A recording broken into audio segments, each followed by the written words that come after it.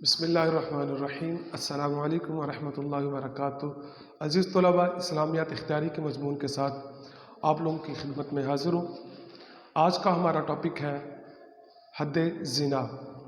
اللہ تبارک و تعالیٰ نے قرآن حکیم کے اندر مختلف چیزوں کی حد کا بیان ارشاد فرمایا ہے، ان میں سے ایک زنا بھی ہے۔ اللہ رب العزت نے جو حدود قرآن حکیم کے اندر بیان کی ہیں، ان کے اندر حد زنا، حد قذف اور حد لعان جو ہمارے ٹاپک کے اندر ہیں، یہ والی ہم 1 بائی 1 ڈسکس کریں گے۔ لیکن آج سے سب سے پہلے ہم حد زنا کے متعلق پڑھیں گے۔ سب سے پہلے میں آپ کو حدود کے بارے میں بتاؤں کہ حدود کیا ہوتی ہیں۔ حدود کی تعریف کیا ہے؟ عقوبۃ مقدرۃ یجب حقا للہ، کہ ایسی سزا جو اللہ تعالیٰ کے حق کے طور پر واجب کی گئی ہو، یعنی اللہ تبارک و تعالیٰ نے اس کا حکم ارشاد فرمایا ہو اور اس حکم کے تحت اس سزا کو نافذ کیا جائے تو اس کو حد کہتے ہیں۔ حدیں قرآن پاک کے اندر جو بیان کی گئی ہیں، حد سرقہ، رابہ، زنا، قذف اور شراب، یہ والی بیان کی گئی ہیں قرآن حکیم کے اندر۔ اس کے ساتھ ایک اور لفظ آتا ہے تعزیر۔ تعزیر جو قاضی اپنے اجتہاد کی بنیاد پر کوئی سزا نافذ کرتا ہے جو قرآن اور حدیث کے اندر نہیں ہوتی، اس کو ہم تعزیر کہتے ہیں۔ حد اور تعزیر میں یہ فرق ہے کہ حد کے لیے نص قطعی موجود ہوگی، یعنی قرآن کے اندر یا حدیث کے اندر حکم موجود ہوگا، لیکن تعزیر قاضی اپنی ثوابدید پر اس جرم کی نوعیت کو دیکھتے ہوئے اس کے اوپر جو حکم جاری کرتا ہے اس کو تعزیر کہتے ہیں۔ زنا آج کا ہمارا ٹاپک ہے۔ تو زنا کی تعریف کیا ہے؟ کہ مرد اور عورت بغیر نکاح کے آپس کے اندر جنسی تعلق قائم کریں اور وہ عاقل ہوں، بالغ ہوں اور مسلمان ہوں، تو اس صورت میں ان کے اوپر زنا کی حد جو ہے وہ جاری کی جائے گی۔ یہ زنا کی تعریف ہوتی ہے۔ اس کے بعد ممانعت اور مذمت زنا۔ زنا کے حوالے سے اگر ہم بات کریں تو اللہ تبارک و تعالیٰ نے قرآن حکیم کے اندر زنا کے متعلق احکامات ارشاد فرمائے ہیں کہ جن کے اندر یہ کہا گیا ہے کہ زنا کے قریب بھی نہیں جایا جائے گا، یعنی کہ زنا کے قریب جتنے بھی معاملات جانے والے ہیں ان تمام سے ممانعت کا حکم ارشاد فرمایا گیا ہے۔ جیسے اللہ تبارک و تعالیٰ ارشاد فرماتا ہے وَلَا تَقْرَبُوا الزِّنَا، کہ زنا کے قریب بھی نہ جاؤ۔ اسی طریقے سے اللہ تبارک و تعالیٰ نے ارشاد فرمایا وَلَا تَقْرَبُوا الْفَوَاحِشَ مَا ظَهَرَ مِنْهَا وَمَا بَطَنَ، بے شرمی کی باتیں ہاں وہ ظاہر ہوں یا چھپی ہوئی ہوں ان کے قریب بھی نہ بٹکو۔ پھر فرمایا انما حرم ربی الفواحش ما ظہر منہا وما بطن، میرے رب نے بے شرمی کے کاموں کو خواہ وہ کھلم کھلا ہوں یا پوشیدہ طور پر ہوں حرام قرار دیا ہے۔ حضرت ابن عباس رضی اللہ تعالیٰ عنہ فرماتے ہیں کہ زمانہ جاہلیت میں لوگ چھپ کر زنا کرتے تھے اور اسے عیب نہ سمجھتے تھے اور اعلانیہ زنا کو عیب سمجھتے۔ اللہ تعالیٰ نے ہر طرح کے زنا کو ممنوع قرار دیا ہے۔ اس کے بعد آ جاتا ہے عفت و عصمت کے تحفظ کی بیعت۔ جب حضور صلی اللہ علیہ وآلہ وسلم کے پاس عورتیں آتی تو اللہ تبارک و تعالیٰ نے قرآن حکیم کے اندر بھی یہ ارشاد فرمایا سورۃ الممتحنہ کے اندر کہ جب مومن عورتیں آپ کے پاس آ کر ان باتوں پر بیعت کریں کہ وہ اللہ کے ساتھ کسی کو شریک نہیں ٹھہرائیں گی، وہ چوری نہیں کریں گی اور وہ زنا نہیں کریں گی، تو آپ ان کی بیعت کر لیا کریں اور ان کے لیے اللہ تبارک و تعالیٰ سے معافی مانگا کریں۔ اللہ تعالیٰ کے پسندیدہ بندے، یاد رکھیے گا، زنا کار نہیں ہوتے، وہ زنا نہیں کرتے۔ سورۃ الفرقان کے اندر اللہ تبارک و تعالیٰ ارشاد فرماتا ہے کہ اللہ کے پسندیدہ بندوں کی ایک علامت ہے کہ وہ زنا کار نہیں ہوتے۔ احادیث مبارکہ کے اندر سخت ترین مذمت زنا کی گئی ہے اور حضور صلی اللہ علیہ وآلہ وسلم نے اس کو کبیرہ گناہوں کے اندر شمار کیا ہے کہ جب تک بندہ ان کی سچی توبہ نہیں کر لیتا اس وقت تک وہ بندہ جو ہے وہ جہنم کی آگ سے محفوظ نہیں رہ سکتا۔ اللہ تبارک و تعالیٰ کے پیارے حبیب علیہ الصلوۃ والسلام نے ارشاد فرمایا جس قوم میں زنا پھیل جاتا ہے وہاں پر قحط پڑ جاتا ہے، یعنی کہ کھانے پینے کے اسباب جتنے بھی ہوتے ہیں ان کے اندر بے برکتی اٹھ جاتی ہے۔ اس کے بعد حضور صلی اللہ علیہ وآلہ وسلم نے فرمایا کہ جب کوئی زانی زنا کرتا ہے تو اس وقت وہ مومن نہیں ہوتا، جس طرح قرآن حکیم کے اندر بھی اللہ تبارک و تعالیٰ ارشاد فرماتا ہے۔ زنا کے حرام قرار دینے کے اسباب کیا ہیں، کہ زنا کو حرام کیوں کیا گیا ہے؟ اس حوالے سے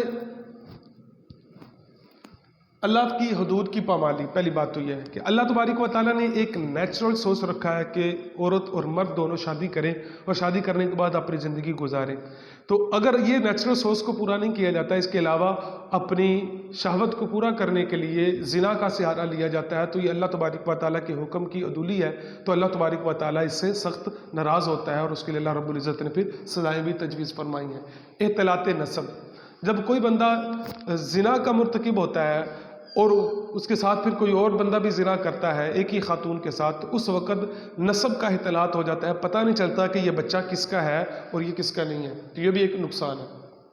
تقسیم وراثت کا مسئلہ، اب ظاہری بات ہے اختلاط نسب سے پیدا ہونے والے بچے کا یہی معلوم نہیں کہ یہ بچہ ہے کس کا ہے، تو اس صورت میں پھر تقسیم وراثت کے احکام وغیرہ کو نافذ کرنے میں بھی مشکل پیش آتی ہے.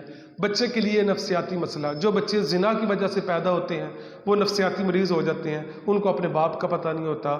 چلے ماں کا تو پتہ ہے، باپ کا علم ہی نہیں ہے، تو معاشرے کے اندر لوگ اس کو حقارت کی نظر سے دیکھتے ہیں، تو یہ بھی ایک گناہ کا سبب بن جاتا ہے. باعث بدنامی، اب جو عورت اگر زنا کا مرتکب ہوتی ہے تو اس صورت میں کیا ہوگا، پھر پورے معاشرے کے اندر نہ صرف اس کی بدنامی ہوگی بلکہ اس کے ماں باپ کی بھی بدنامی ہوگی. لوگ ان کے اوپر انگلیاں اٹھائیں گے، ایون کہ وہ پورے کے پورے معاشرے کے اندر ذلت و رسوائی کا ایک نمونہ بن جاتے ہیں. زنا فساد کی جڑ ہے. سب سے زیادہ فساد زنا کے ذریعے سے ہی پھیلتا ہے کہ لوگ جو ہیں جب کسی کی طرف راغب ہوتے ہیں، جس طرح آج کل کا کلچر ہے گرل فرینڈ اور بوائے فرینڈ وغیرہ، اس صورت کے اندر بھی یہ بہت زیادہ فساد کا سبب چیزیں بنتی ہیں. گھریلو نظام کا خاتمہ، آپ یورپین کنٹریز کو اٹھا کر دیکھ لیں جہاں پر زنا کے ذریعے سے بچے پیدا ہوتے ہیں، تو وہاں پر ایک گھریلو نظام بالکل ختم ہو چکا ہے اور اب سر پکڑ کے وہ بیٹھے ہوئے ہیں کہ کس طریقے سے تمام چیزوں کو بحال کیا جائے. لاوارث مخلوق پیدا ہوگی، پتہ ہی کو نہیں ہوگا باپ کون ہے کون نہیں ہے. جس طریقے سے ہماری سوسائٹی کے اندر عیدی صاحب جو ہیں وفات پا چکے ہیں، ان کے پاس پنگوڑا بھی رکھا ہوا تھا. اب زنا کے ذریعے سے جو بچے پیدا ہوتے ان کی کفالت وہ کرتے تھے. لاوارث بچے پیدا ہوتے ہیں، کوئی فائدہ نہیں، ان کے لیے کوئی پتہ ہی نہیں ماں کون ہے باپ کون ہے.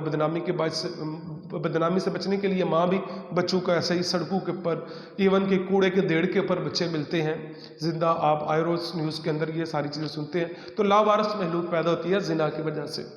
اس کے بعد طبی نقصانات، آپ ٹیلی ویژن کے اوپر اشتہارات بھی دیکھتے ہیں، ایڈز وغیرہ کی جو بیماریاں ہوتی ہیں وہ بھی زنا کی وجہ سے تشکیل پاتی ہیں. اس کے بعد معاشی نقصانات، اب دیکھیں آج کے اس دور کے اندر جہاں پر زنا کے جو سب سے زیادہ اسباب پیدا ہوتے ہیں وہ گرل فرینڈ اور بوائے فرینڈ کے ذریعے سے پیدا ہوتے ہیں اگر اپنی سوسائٹی کی بات کی جائے تو. اب اس کے لیے کیا کیا جاتا ہے، ڈیٹس پہ جائیں گے، ڈیٹ پہ جا کے وہاں پہ کھلائیں پلائیں گے، گفٹس وغیرہ دیں گے. تو یہ ایک اپنے پیسوں کو اللہ تعالیٰ کے احکامات کی نافرمانی کرتے ہوئے حرام کاموں کے اندر صرف کیا جاتا ہے. یاد رکھیے گا، نامحرم کو اپنی شہوت کے پورا کرنے کے لیے جو بھی گفٹ وغیرہ دیا جاتا ہے وہ دینا بھی حرام ہے. اس کے بعد عورت کا استحصال سب سے زیادہ ہوتا ہے. یاد رکھیے گا، بالخصوص عورتوں کے لیے یہ چیز انتہائی شرمندگی کا باعث ہوتی ہے. جس عورت کے اوپر ایک دفعہ دھبا لگ جائے اس چیز کا، زنا کا، اس عورت کو معاشرے کے اندر کبھی بھی اچھی نگاہ سے نہیں دیکھا جاتا ہے. اللہ تبارک و تعالیٰ اس کے اوپر ظلم و ستم ہوتا ہے، پھر اس کو استحصال باقاعدہ طور کے اوپر اس کا کیا جاتا ہے، اس کو تمام صحبتیں برداشت کی جاتی ہیں. مرد اپنا کام پورا کر کے اپنی حوث پوری کر کے چلا جائے گا، لیکن عورت اگر وہ پریگننٹ ہو جاتی ہے، حاملہ ہو جاتی ہے، تو اس بچے کا وہ کیا کریں گے، کس طرح کے معاملات ان کو معاشرے کے اندر فیس کرنا پڑیں گے، سوچ کے ہی جسم جو ہے کانپ جاتا ہے. اس لیے عورت کا سب سے زیادہ زنا کی وجہ سے استحصال ہوتا ہے. اس کے بعد قرآن حکیم کی روشنی کے اندر زنا کی سزا، تو سب سے پہلے تو یاد رکھیے کہ اسلام کی ابتدا کے اندر زنا کی سزا یہ تھی کہ جو عورت زنا کا مرتکب ہوتی تھی اس عورت کو گھر کے اندر قید کر دیا جاتا تھا یہاں تک کہ وہ مر جاتی، اور مرد کو باقاعدہ طور پر جسمانی اذیت دی جاتی تھی. اللہ تبارک و تعالیٰ نے سورہ نساء کی آیت نمبر 15 کے اندر اس چیز کا ذکر کیا ہے کہ تمہاری عورتیں جو بدکاری کا ارتکاب کریں تو 4 مسلمان مردوں کی گواہی مانگو. فاستشہدوا علیہن 4 منکم فإن شہدوا فامسکوہن فی البیوت، اگر گواہی نہ ہو، جرم ثابت نہ ہو تو ان کو پھر گھروں کے اندر قید کر دو، حتی یتوفاہن، یہاں تک کہ وہ فوت ہو جائیں. औ यजअल अल्लाहु लहुन्ना सबीला, या अल्लाह उनके लिए कोई दूसरा रास्ता निकाल दे। सूरह नूर के अंदर जब नाज़िल हुई तो सूरह नूर के अंदर फिर सज़ाएं डिफरेंट बयान की गई, यानी कि शादीशुदा के लिए फिर और सज़ा थी और गैर शादीशुदा के लिए फिर और सज़ा थी। शादीशुदा यानी कि जिस मर्द की शादी हुई हो और जिस औरत की शादी हुई हो, अगर वो ज़िना के मुर्तकिब होते हैं दोनों, तो उस सूरत के अंदर उन दोनों की सज़ा रजम की सज़ा होगी। रजम ये होता है कि एक घड़ा खोदा जाता है और उसके अंदर उसको खड़ा किया जाता है और उसको पत्थर मारे जाते हैं यहाँ तक कि वो फिर बंदा मर जाता है। ये सज़ाएँ कुरान और हदीस के अंदर बयान की गई हैं। गैर शादीशुदा बंदा अगर जिना का मुर्तकिब होता है तो उसको फिर 100 कोड़े मारे जाते हैं, और कोड़े जो हैं वो मतलब जब मारे जाएं तो एक मुसलमानों की जमात इकट्ठी और उनके सामने उनको कोड़े वगैरह ये मारे जाएंगे। सबूत ज़िना के लिए कड़ी शराइत हैं कि ज़िना को साबित करने के लिए 4 गवाहों का होना मौजूद है। उन चारों गवाहों ने उन दोनों को, लड़की और लड़के को ज़िना करते हुए देखा हुआ हो बिल्कुल क्लियरली, तो उस वक़्त फिर उनकी गवाही जो है वो कबूल की जाती है। हद ज़िना की सूरत में मरने वाले के मुतालिक अहकामात क्या हैं? अगर किसी बंदे के ऊपर हद ज़िना की वजह से कायम की जाती है तो उसके अहकामात यही हैं। हुज़ूर सल्लल्लाहु अलैहि वसल्लम से पूछा गया तो हुज़ूर ने फरमाया इसको कफन भी दिया जाएगा, गुस्ल भी दिया जाएगा, जनाजा भी पढ़ा जाएगा और मुसलमानों के कब्रिस्तान के अंदर दफन भी किया जाएगा। इतराफ़ जुर्म से बाज रखने की कोशिश, हुज़ूर सल्लल्लाहु अलैहि वसल्लम के पास अगर कोई शख्स आता जिसने ज़िना का इर्तिकाब किया होता तो हत्तुल इम्कान हुज़ूर सल्लल्लाहु अलैहि वसल्लम ये कोशिश करते कि ये हद से बच जाए किसी तरीके से। लेकिन अगर कोई बंदा इतराफ़ कर लेता है तो इतराफ़ करने के बाद फिर उसके ऊपर हद हर सूरत में जारी की जाएगी।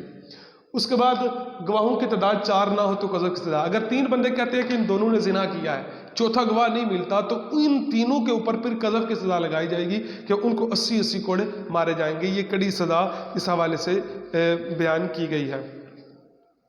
अज़ीज़ तलबा, ये था आज का हमारा टॉपिक, तो इसको आपने याद करके लिखना है। अच्छे तरीके से याद कीजिएगा, इंपॉर्टेंट टॉपिक है, पेपर के अंदर अक्सर आ जाता है। अल्लाह तबारक व तआला हम सब का हामी नासिर हो और हमें इस कभी बीमारी से अल्लाह रब्बुल इज़्ज़त महफूज रखे और ज़िना से हमें हर सूरत में महफूज रहने की तौफीक अता फरमाए। जी तलबा, इसके लिए सबसे बेहतरीन हाल ये होता है, अल्लाह ताला कुरान पाक में इरशाद फरमाता है सूरह नूर के अंदर, कुल्लिल मोमिनीन यग़ुद्दू मिन अब्सारिहिम, महबूब मर्दों को हुक्म दे के अपनी निगाहें नीची रखें, और औरतों के लिए भी ये हुक्म है कि हबीब औरतों को हुक्म दे के वो भी अपनी निगाहें नीची रखें और अपनी बनावट श्रृंगार को ना दिखाती फिरें, और जब घरों से निकले तो अपने आप को ओढ़ के निकले, अपने जिस्म को महफूज करके निकले। अल्लाह तबारक व तआला हम सबको अमल की तौफीक अता फरमाए। वमा तौफीक़ी इल्ला बिल्लाहिल अलीय्यिल अज़ीम।